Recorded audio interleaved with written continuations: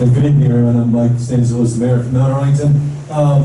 This is a great opportunity for us mayors to get to know each other a lot better. The four towns have come together like the four families of the Cosa Nostra for a sit-down, and we had a good sit-down with our functionaries, and we're really working together really closely to make this thing get better. The towns are doing everything they can. I just have one point or one question, is why is our threshold so much more stringent than other states around the country? You know, it's 20,000 parts per milliliter as opposed to 70 or 100,000 in other places. And I think we should take a look at the reason why that is. I can answer that. Oh, go ahead. So just to let you know, the threshold is 0.03 milligrams per liter. That's the average concentration we want in Lake Hopatcong. That's the phosphorus, yeah. Total phosphorus. You might have been talking about 20,000 cells per day. Oh, I'm sorry. All right. I can't answer. The only thing I can answer with that. Actually, let me just say one thing. Let me just say one thing. That when you look at EPA and World Health Organization, they have a probability of having exposure to cyanotoxins, and the 15,000. No, I'm sorry. The 20,000 is for moderate. It's a moderate level of exposure. Sorry about that. I thought you were talking about. I have phosphorus on the brain. Phosphorus is important too. I'm Leslie McGeorge. I'm administrator for the Bureau of Freshwater and Biological Monitoring at DEP. Sorry, I will repeat myself. Thank you. I'm Leslie McGeorge, the administrator for the Bureau of Freshwater and Biological Monitoring at New Jersey DEP. I provided a presentation here, was that last week? 2 weeks ago, thank you. Time has flown. The state has a harmful algal bloom recreational strategy that was developed by many programs in DEP, the New Jersey Department of Health, and the... Mike, are you done? Thanks. Bob DeFilippo from Roxbury. I want to thank the Commission for giving us another opportunity to learn more about what we can do, and I'm particularly impressed with the plan going forward. I do want to thank Councilman Bucco and Senator Panaccio, Councilman DeCroce. I mean, I participate in these meetings the state holds for the mayors and local officials, and I will assure you they are holding the state's feet to the fire on this. And one of the things that I think, in terms of short-term solutions that we've been talking about now for weeks, is the state needs to monitor more frequently. And where the lake is safe, the lake should be opened again. And our legislators are hoping to get to that place. We did hear some things from the DEP that might happen, but I think we really need to be more precise and be able to open the lake where the lake is safe. And then finally, I feel like I'm compelled to tell you that, yes, Roxbury is fully sewered, except in one place, the state park. The state park is not sewered. Thank you. Thank you. Welcome to Hopatcong. Normally I wouldn't say anything I mean like this, but tonight I will.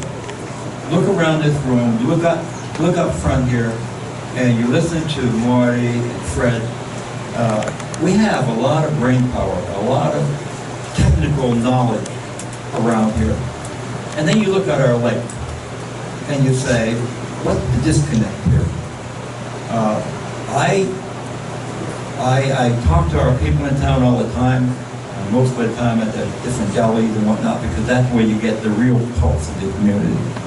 And so people are frustrated, angry, impatient, don't understand what's going on, and the chain of information that our people are getting is at, on its best day, not good. And so what's the answer to that? And I'm not going to beat up on the DEP because they have some of the brightest people, technically, that you'd ever want to meet. But the bureaucracy stinks, quite frankly. And so, and I can tell you from experience, we talk about the weeds on the lake, and I'll tell you a story about the weeds. The Lake Foundation myself has spent 2 years trying to introduce tricholoid grass carp to our lake. We have modeled. We we don't do scientific study. We go look and see where it's working. And so the Lake Foundation took a field trip with myself and some of their staff to Candlewood Lake in Connecticut, twice the size of Lake Hopatcong. This is their 4th year with triploid grass carp. And when you travel on their lake, you see very few surface weeds. The weeds are about 3 or 4 feet down. The point I'm making here is that we didn't ask the state to do studies. We didn't ask them to pay for studies. We went and found a model, and it went nowhere. After 2 years, they finally said, well, no, we're not going to let you do it. It's an invasive species. But striped bass and muskies and all the other channel catfish that were put in our lake, they're not natives to our lake. Triploid grass carp are sterile, live 5 years and die in 8 weeks. So there's mathematical models. The lakes have abused them and didn't do it right, but if you use the right model, they're very effective. It's another tool. So that's all about the weeds. And so I believe that the DEP failed us on that. They did. They did. And so we talk about this alpha bloom. Well, I did a little study on Lake Carmi in Vermont. It's not quite as big as our lake. It's only about 1,600 acres or 1,400 acres. But I spoke to the town clerk this morning about how their lake is doing, and and their lake was probably as bad as ours. All their tests are coming up. They're passing, and one was a little bit elevated for the cyanobacteria. And they use aeration, an aeration methodology, and they also dose the lake with good bacteria. Because the problem with, this has been a steep learning curve, so I just read all about this stuff. And so when your good bacteria are present, the cyanobacteria take a back seat, if you will. And so there is a working model. And so I appreciate the science of it all, but take a look at what's working. I mean, we don't have to reinvent the wheel. Take a look at lakes similar to ours, and what happened when they tried it. Try something. Don't say, well, we'll wait till it's the end. That just confuses people. It frustrates people. And we're at a cyanobacteria at a moderate level. That's closed our lake down. It's crushed our businesses. It is. When I talk to the businesses all around the lake, including the marinas, they're dying. And so, if we have to take a look at that, and I'm not suggesting that we endanger people's health, but are we really at the level that we're at? That's a simple question. And so I'm not convinced that, like our previous mayor said, we shouldn't be opening parts of the lake. I know the cyanobacteria will tend to move from place to place, but the cyanotoxins, the ones that are really harmful, are still below our level. So it begs the question, why is our lake closed to contact? I can't answer that. But I can speak for our people, I can speak for our economy, and I can also speak for our infrastructure. Yeah, great. And so the federal government is talking all about infrastructure. State government talks about infrastructure. Well, now we have the proposal that lakefront septics are adding to the problem. Give us some money and we'll sort a lakefront. All right? And so that takes care of that argument, or at least a piece of it. So there's a whole bunch of pieces that I learned with that. And by the way, it starts with our woods. It starts with our woodland management. It starts with our watershed. What are we doing with it? The last time the DEP tried something, to their credit, they almost had a civil war in Sparta. But let me tell you something about the DEP's forest management. It's about one of the best around. It's not in the country. So I'll give them credit for that. On one hand, I whack the DEP around. And on the other hand, they have some pretty bright people if they're allowed to do their job. And what I learned with my experience with the DEP is that when you deal with a bureaucrat, the easiest thing they can tell you is no, because they have rules. They take out their rule book and they say, nope, not allowed, no. And that's the end of the argument.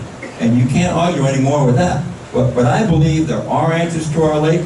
I believe there are short-term strategies that we can use to get our lake back. But for heaven's sake, let's get going on it and stop already with this and do something. At least if you're trying to do something, and the frustration of the people I talk to is nothing's being done. What's being done? What are we doing about it? Turn your aerators on. Turn your ice heaters on. For crying out loud, try something. But there are methodologies that are very formal that can treat this. So if you don't like it, tell me you reviewed it and you don't like it. Go talk to these people that are using it. These are working models. This is not a study. This is a real situation where these people are actually using it. There are circulators that you can do. Take a look at them. Go look at the lakes that use them. How is it working for you? But we don't have to do year-long studies. You can do a field trip and talk to the people. The people that live there will tell you the truth. They will. And that's what we found when we go to Candlewood Lake. You go to Lake Heritage by Gettysburg, Pennsylvania.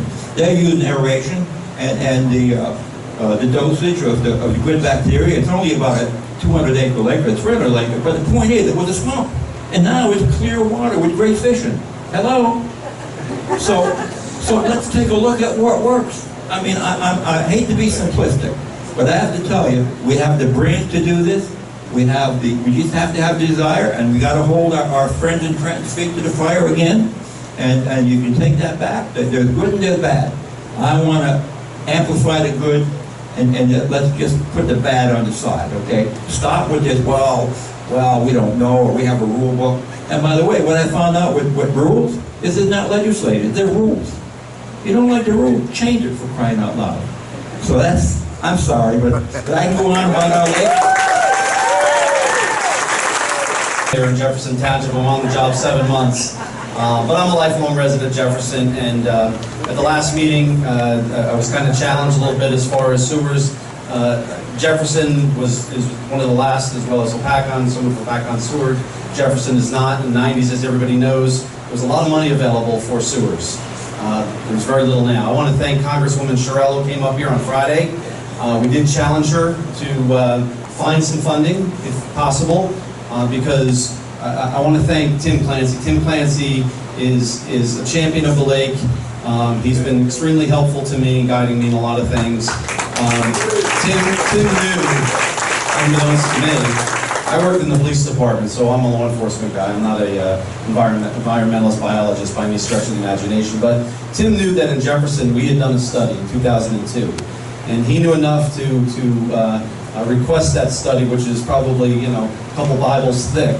And he's been up at the municipal building poring over that. And I know he's put together just a few facts for me that I can take back and hopefully maybe get something going. But in 2002, the cost to sewer parts of Jefferson Township, the lakefront, about 3,300 dwellings, was $61 million.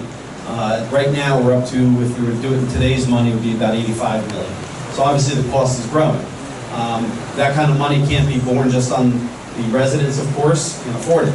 So we really need to find funding, as you've heard from other mayors, our infrastructure. We're hearing where the phosphorus is coming from. Jefferson at least did septic management. It is a help. It is not the solution. So we really need to go forward with our infrastructure. A lot of what Fred Lubnow has said as far as some of these implementation points. But I think, all these studies have been done. Is that I'm the new guy on the commission. I've only been on a few years. I'm one of the alternate. But I sit at these meetings, and there's been a lot of work done by a lot of wonderful people who really care deeply about our lake. And as you hear what history is telling us, it comes up over and over. We're talking about the same things going back, 100 years. So now it's time to hopefully do something to get these plans in place and finally get our lake in good health. Thank you. Any other elected officials?